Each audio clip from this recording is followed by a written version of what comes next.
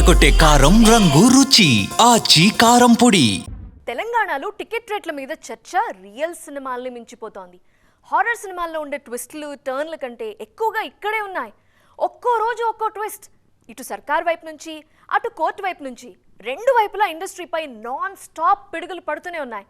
తాజాగా ఈ రేట్లపై మరో టైం బాంబ్ పేల్చింది కోర్టు. అదేంటో ఎక్స్క్లూజివ్గా చూద్దామా? ఇకపై తెలంగాణలో సినిమా టికెట్ రేట్లు పెంచుకోవాలంటే విడుదలకు 90 రోజుల ముందు పిటిషన్ దాఖలు చేసుకోవాల్సిందే అని హైకోర్టు తీర్మానించింది.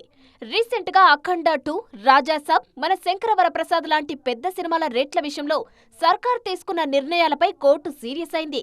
అందుకే ఇలాంటి తీర్పు బయటకొచ్చింది. 90 రోజుల ముందే పిటిషన్ వేసుకోవడం అనేది అసలు సాధ్యమేనా? కోర్టు తీర్పు సంగతి కాసేపు అలా ఉంచితే నిజం చెప్పాలంటే ఇండస్ట్రీలో ఏ సినిమా ఎప్పుడు విడుదలవుతుందో చెప్పడం కష్టం. అవి అప్పుడున్న ఓటీటీ ఖాళీలు, థియేటర్స్ సర్దుబాటును బట్టి పెద్ద సినిమాల రిలీజ్ డేట్స్ ఆధారపడి ఉంటాయి. అలాంటిది ఇప్పుడు 3 నెలల ముందే పిటిషన్ అనేది పెద్ద సమస్యే. మల్టీప్లెక్స్ రేట్లు ₹200 నుంచి 295 వరకు పెంచుకునే వెసులుబాటు ప్రభుత్వమే ఇచ్చింది. అవి కాకుండా ఇంకా రేట్లు అడుగుతున్నారు నిర్మాతలు. అయితే ఈ రేట్ల పెంపుకు కఠిన నిబంధనలు పెట్టి రెమ్యునరేషన్ లేకుండా ప్రొడక్షన్ కాస్ట్ 400 కోట్లు దాటిన సినిమాలకే వారం రోజుల పాటు పెంచుకునే అవకాశం ఉండేలా సర్కార్ ఆలోచిస్తే బెటర్ అనేది ఓ వర్గం వాదన. కోర్టు తీర్పు కానీ అమలైతే ముందుగా నష్టపోయేది సమ్మర్ సినిమాలే.